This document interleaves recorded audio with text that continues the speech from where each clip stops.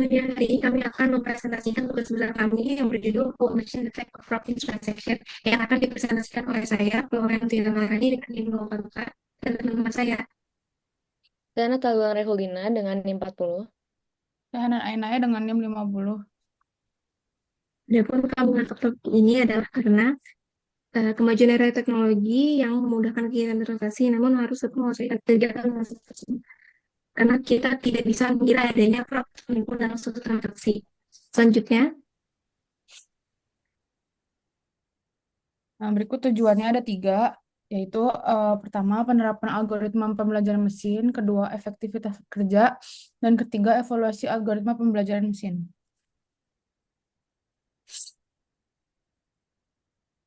Selanjutnya adalah konteks diagram untuk fraud detection system kami.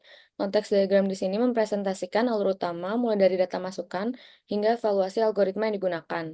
Yang pertama ada fraud detection dataset yang berperan sebagai input utama.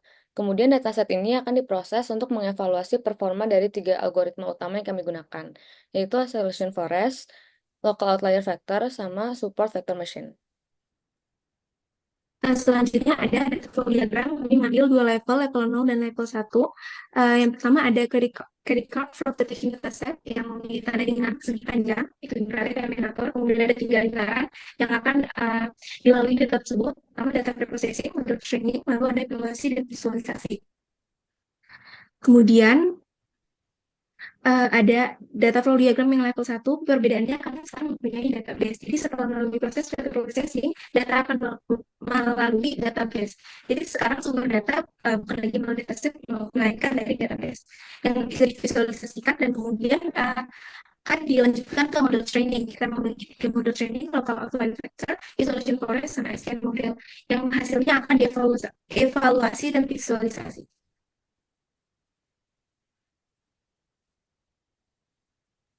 Selanjutnya adalah penjelasan dari algoritma AI apa saja yang kami gunakan. Nah, di sini bisa dilihat ada tabel yang berisi dari ketiga algoritma yang kami gunakan, deskripsi, keunggulan, dan kelemahannya. Yang pertama adalah isolation forest. Algoritma ini memanfaatkan pohon keputusan untuk mengisolasi data anomali. Keunggulannya, dia cepat dan efisien, namun kelemahannya kurang efektif untuk data dengan distribusi yang sangat kompleks. Lalu yang kedua, LOF mengukur kepadatan lokal dan membandingkannya dengan data sekitar. Algoritma ini efektif untuk data dengan distribusi tidak merata, tetapi sensitif terhadap pemilihan parameter neighbors. Lalu yang terakhir SVM, algoritma ini menggunakan hyperplane untuk memisahkan data normal dan anomali. Keunggulannya mampu menangani data yang kompleks dan nonlinear, namun memerlukan komputasi tinggi sehingga lebih lambat untuk dataset besar. Next.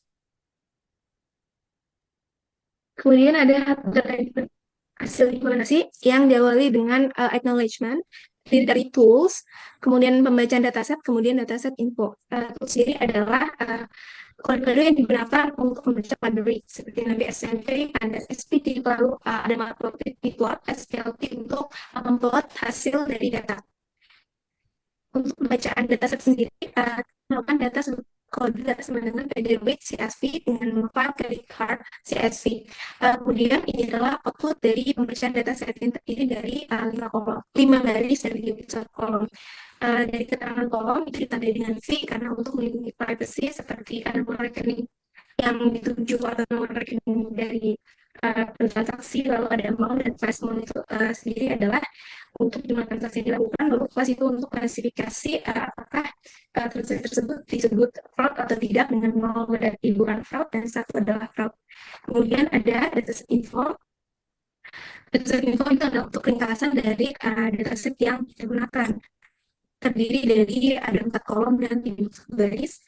Dan dari dataset ini juga kita mengetahui apakah ada nilai nol di dalam data yang kami gunakan. Lalu juga ditunjukkan data yang kami gunakan seperti kebanyakan data itu berupa float 64, hanya kelas yang menggunakan integer karena hanya di 0, 0 dan sebagainya. Tahap selanjutnya adalah exploratory data analysis. Untuk kode yang pertama, terdapat fungsi value counts untuk menghitung jumlah transaksi di setiap kelas yang kemudian divisualisasikan dalam bentuk diagram batang seperti output yang di sebelah kanan code-nya. Untuk sumbu X mewakili kelas transaksi, normal atau fraud, sedangkan sumbu Y menunjukkan jumlah transaksi di setiap kelas. Lalu kode yang kedua menggunakan teknik filtering untuk mengekstrak data berdasarkan nilai pada kolom class. Untuk kode yang terakhir itu menampilkan statistik deskriptif fitur amount untuk transaksi normal. Dari output yang sebelah kanan kita bisa lihat berapa rata-rata nilai transaksi normal, besar variasi antar transaksi, dan distribusi transaksi. Next.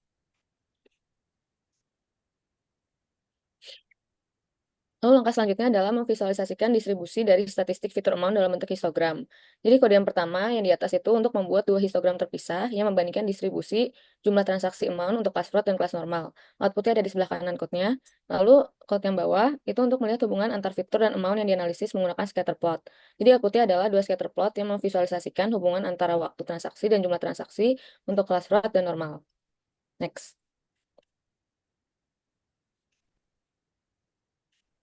Lalu kode yang atas itu untuk membagi dataset sampel menjadi dua subset, yaitu fraud untuk transaksi penipuan atau kelas sama dengan 1, dan valid untuk transaksi normal atau kelas sama dengan 0.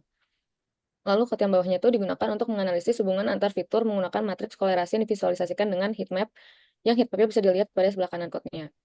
Terus fungsi core untuk menghitung koefisien kolerasi antar fitur.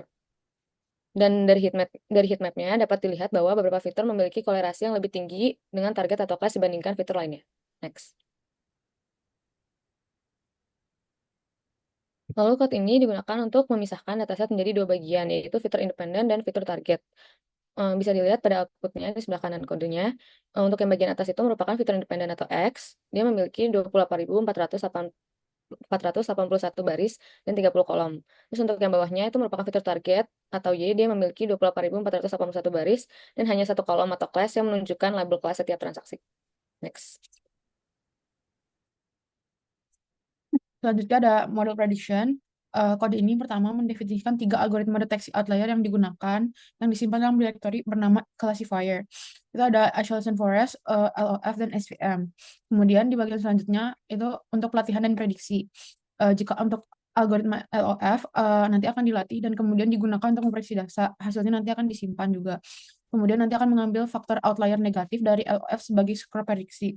Untuk algoritma SVM, nanti SVM akan dilatih pada data X, kemudian akan digunakan untuk memprediksikan data. Yang untuk algoritma isolation forest, sama akan disimpan pada data X, nanti akan mengambil nilai keputusan untuk setiap data yang diprediksi, dan menghasilkan prediksi dari isolation forest. Di bagian selanjutnya itu mengubah nilai prediksi, itu mengubah prediksi anomali menjadi valid, dan sebaliknya. Terakhir, menghitung kesalahan dan menampilkan hasil. Next. Untuk hasil percobaan, yang pertama ada untuk isolation forest, akurasinya adalah 0,997. Ini menunjukkan bahwa model ini sangat akurat dalam memprediksi transaksi valid. Untuk precision recall dan F1 score-nya, untuk transaksi valid sangat baik, semuanya mendekati 1. Tetapi untuk transaksi fraud, precision recall dan F1 score-nya sangat rendah, yaitu sekitar 0,26. Ini menunjukkan bahwa model lebih memfokuskan pada klasifikasi transaksi valid. Next. Untuk hasil LOF, koreksi skornya 0,996. Ini menunjukkan model juga memiliki akurasi sangat tinggi.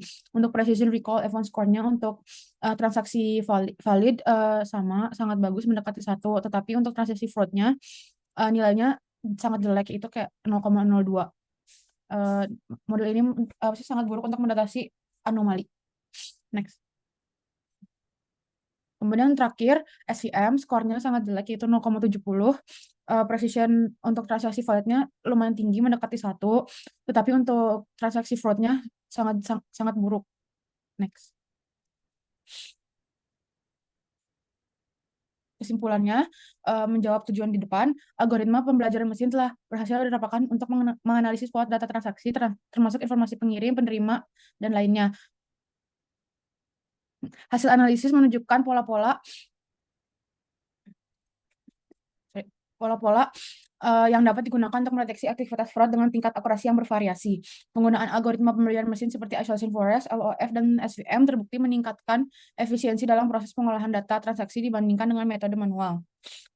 Lalu dari evaluasi kinerja algoritma, isolation forest menunjukkan performa terbaik dengan akurasi 99,7% dan deteksi fraud sebesar 27% dibandingkan dengan LOF dan SVM. Hal ini menunjukkan potensi signifikan penggunaan pembelajaran mesin untuk mendeteksi aktivitas fraud secara efisien. Demikian presentasi yang dapat kami lakukan. Kurang lebihnya kami ucapkan terima kasih.